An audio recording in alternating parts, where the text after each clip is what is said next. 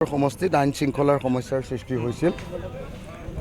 গোটেই ৰাতি আমাৰ ৰাইজৰ দলৰ কৰ্মীসকলক বহুত মাৰপিট কৰিছে। মই ধৰক 5:25 মানলৈকে সেইখিনি নিয়ন্ত্ৰণ কৰিবলগীয়া হৈছে। ক'ৰবাত হস্পিটেলাইজ কৰিবলগীয়া হৈছে। বিশেষকৈ আমাৰ সংগ্ৰামী সতীৰ্থ অসমৰে এটা সম্পদ বিদ্যুৎ শইকীয়া, তেওঁক কালি বহুত বেয়াকৈ মাৰপিট কৰিছে। হাতুৰিৰে তেওঁৰ মুখত কোবাই দিছে, মূৰত কোবাই দিছে, বুকুত কোবাই দিছে, লোহাৰ হাতুৰিৰে তেওঁক কোবাই দিছে, যি কাৰণত তেওঁ বহুত বেছি আঘাতপ্ৰাপ্ত হৈছে। এতিয়া ডিব্ৰুগড় মেডিকেল কলেজত তেওঁ ভৰ্তি হৈ আছে। তেওঁৰ লগত প্ৰাণজিৎ গগৈ নামৰ ল'ৰা এজন আছিলে আমাৰ দলৰ, তেওঁ আঘাতপ্ৰাপ্ত হৈছে। গতিকে গোটেই ৰাতি এইজনে জানে না, এইজনো আছে। কালি গোটেই ৰাতি 5 বজালৈকে 5:25লৈকে আমি সেইবিলাক নিয়ন্ত্ৰণ কৰি থাকিবলগীয়া হৈছে। গতিকে আমাৰ কোনো মানুহকে শান্তিত ৰখা নাই।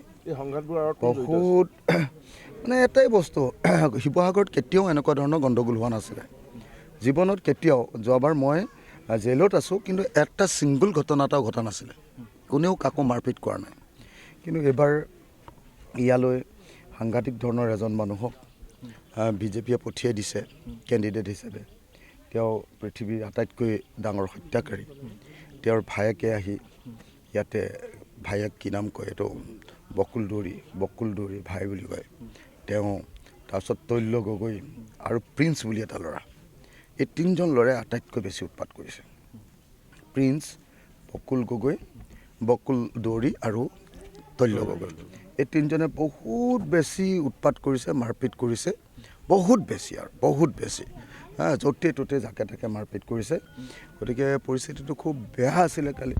আমাৰ কালি মৰিয়নিতো অলপ তেনেকুৱা হৈছে, কিন্তু মৰিয়নিত এটাই ঘটনা ঘটিছে, ইয়াত যেনিবা চিৰিজ অফ ঘটনা। গোটেই ৰাতি মাৰপিট, আনকি মই থকা ঠাইখনতো 4-5খন গাড়ীৰে ঘেৰাও কৰি আহি উৎপাত হুলস্থুল এইবিলাক কৰি আছেহি। তো গতিকে পৰিস্থিতি বেয়া। মই কালি ৰাতিয়েই চিফ ছেক্ৰেটাৰীক ৰাতি ধৰক আপোনাৰ 2টামান বজাত তেওঁলোকক জনাইছোঁ, DGPক জনাইছোঁ, সকলোকে জনাইছোঁ, হোম কমিশ্যনাৰক জনাইছোঁ, সকলোকে জনাইছোঁ। আমি শান্তিপ্ৰিয়ভাৱে সকলোৱে ইলেকশ্যনটো খেলা দৰকাৰ। বাকী যি হওক, এতিয়া মোৰ ক'বলগীয়া কথাটো হ'ল, অসমৰ চাৰিওফালৰ পৰা যি খবৰ আহিছে, এইবাৰ চৰকাৰ বদলি হ'ব। চৰকাৰ বদলিৰ কাৰণে মানুহে ভোট দিছে, আৰু এক সুস্থিৰ গণতান্ত্ৰিক চৰকাৰ এখন কৰিবৰ কাৰণে যথেষ্ট সংখ্যাগৰিষ্ঠতাৰে সৈতে আমাৰ বিৰোধী দলবিলাকৰ চৰকাৰ কৰিবৰ কাৰণে মানুহে ভোট দিছে বুলি আমাক চাৰিওফালৰ পৰা খবৰ আহি আছে ৰাতিপুৱাৰ পৰা। গতিকে আমি সুখী যে 4 মে'ৰ দিনা যেতিয়া বেলট খুলিব, অসমৰ মানুহে হাঁহিবলৈ পাব, অসমৰ মানুহে সুখ অনুভৱ কৰিব। আকৌ অসমত স্বৈৰতন্ত্ৰৰ ঠাইত, ফেচিবাদৰ ঠাইত গণতন্ত্ৰ আহিব, ফেচিষ্ট শাসকৰ ঠাইত গণতান্ত্ৰিক, আমাৰ এতিয়া যিটো ফেচিষ্ট ৰজা আছে ন, ৰজাৰ নিচিনা শাসন ফেচিষ্ট হয়, তেনেকুৱা ফেচিষ্টৰ ঠাইত গণতান্ত্ৰিক শাসক আহিব, এই আশা ব্যক্ত কৰিছোঁ। সকলোৰে ভাল হওক, আজি শান্তিপূৰ্ণভাৱে দিনটো যাওক, আৰু মই আপোনালোক সকলোকে ভোটদান কৰিবৰ কাৰণে, অসমবাসী ৰাইজক ভোটদান কৰিবৰ কাৰণে আহ্বান জনাইছোঁ। কিন্তু দুৰ্ভাগ্যৰ কথা, অসমৰ সকলো ঠাইতে বাহিৰৰ পৰা ভোটাৰবিলাক লৈ অহা হৈছে, বহুত বাহিৰৰ ভিতৰত। বিশেষকৈ গুৱাহাটীত এতিয়া আমাৰ চাৰিওফালৰ পৰা মোলৈ ফোনেই আহি আছে, আমুকত অচিনাকি মানুহ আহিছে, তামুকত অচিনাকি মানুহ আহিছে। কিন্তু মই এতিয়ালৈকে যিকেইটা খবৰ পাইছোঁ, তেওঁলোকক এটাই কথা জনাইছোঁ যে অচিনাকি ভোটাৰবিলাকে লাষ্ট আৱাৰত ভোটটো দিবলৈ আহিব, লাষ্ট আৱাৰত।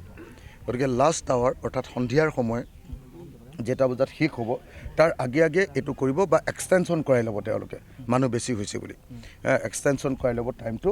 সেই সময়খিনিত আমাৰ থলুৱা মানুহক, আমাৰ খিলঞ্জীয়া অসমীয়া মানুহক, আমাৰ স্থানীয় মানুহক মই অনুৰোধ জনাইছোঁ যাতে কোনো বাহিৰৰ ভোটাৰে আমাৰ অসমত আহি ভোটদান কৰিব নোৱাৰে, সকলো সমষ্টিতে তাৰ কাৰণে কাম কৰিবৰ কাৰণে আহ্বান জনাইছোঁ। পূৰ্বৰ যেতিয়া বিধানসভা নিৰ্বাচন হৈছিলে, তেতিয়া আপুনি জেলত আছিলে, আৰু আজি আপুনি মুক্ত আহত, গতিকে পূৰ্বতকৈ আপোনাৰ আজি আত্মবিশ্বাস বেছি নে কম আজি তাৰিখত?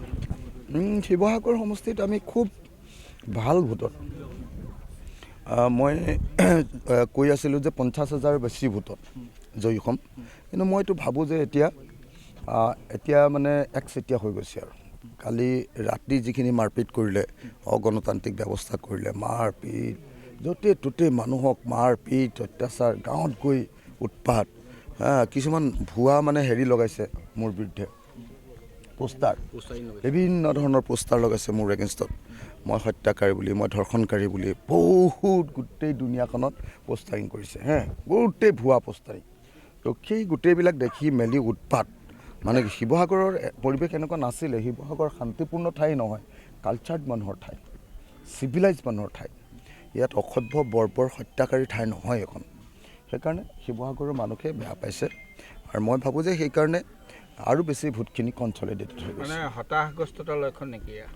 হতাশগ্ৰস্ততাৰ ভয়ানক লক্ষণ, ভয়ানক হতাশগ্ৰস্ততাৰ বিজেপি প্ৰাৰ্থীজনৰ, বিজেপি দলৰ ভয়ানক হতাশগ্ৰস্ততাৰ লক্ষণ এয়া।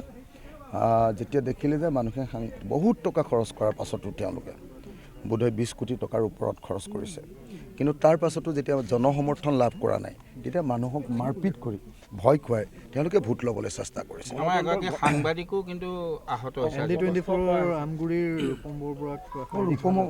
ৰূপম আহত হৈছে নেকি? সেইটো ক'ত হ'ল? এইটো মই নাজানো। দুগৰাকী মানে ঘৰৰ পৰা ওলাই আহোঁতে দুগৰাকী বিজেপি কৰ্মীয়ে আক্ৰমণ কৰিছে বুলি কৈছে, এইটো সম্পৰ্কত? মই অলপ সময়ৰ পিছতে ৰূপমৰ খবৰ ল'বলৈ যাম। ৰূপমৰ হস্পিটেলত যদি আছে হস্পিটেললৈ গৈ আছোঁ, ঘৰত যদি আছে ঘৰলৈকে গৈ আছোঁ। সাংবাদিকক আক্ৰমণ কৰাটো মানে যিকোনো এটা সভ্যতাৰ, চিভিলাইজেশ্যনৰ এটা আটাইতকৈ মানে বেয়া লক্ষণ।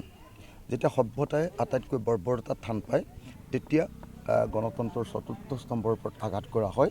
গতিকে বৰ্বৰ শাসক, বৰ্বৰ দলৰ শাসন, গতিকে এই বৰ্বৰতাৰ পৰা আমি অসমীয়া মানুহক মুক্ত কৰিব লাগিব। মই সাংবাদিক ৰূপমৰ আশু আৰোগ্য কামনা কৰিছোঁ। মই আশু আৰোগ্য কামনা কৰিছোঁ আমাৰ কৃষক মুক্তি সংগ্ৰাম সমিতিৰ বিদ্যুৎ, মানে খুব চিৰিয়াছ অৱস্থাত এতিয়া মানে ICUত ভৰ্তি হৈ আছে, খুব চিৰিয়াছ অৱস্থাত।